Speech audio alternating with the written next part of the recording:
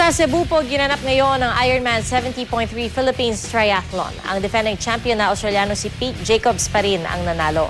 Balitang hatid ni Mark Zambrano. Sinuong ng mahigit 1,700 kalahok sa Ironman 70.3 Philippines Triathlon ang course na dinisenyo sa Cebu.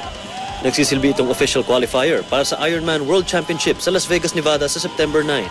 Naunang tumawid sa finish line ng Australianong si Pete Jacobs na siya rin nagkampiyon sa nakalipas sa 3 Ironman Triathlon sa bansa. Sumali rin sa karera ang British Formula 1 racer na si Jenson Button. Ang mga pambato ng Pilipinas na sina August Benedicto at Monica Torres, top finisher.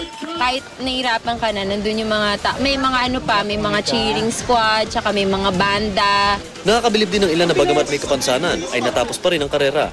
Panginoon, papasalamat kami kasi nabigyan kami ng lakas na napatapos namin lahat ng course. Maganda yung napakita namin ng performance. And then, medyo mahirap lang yung sa transition namin bawat isa. Naging finisher din sa ika-4 na pagkakataon ang Kapuso host na si Drew Arellano. The energy is, it's just so fantastic. It's just so strong. And the triathlon community is just getting bigger and bigger. Mark Zambrano, GMA News.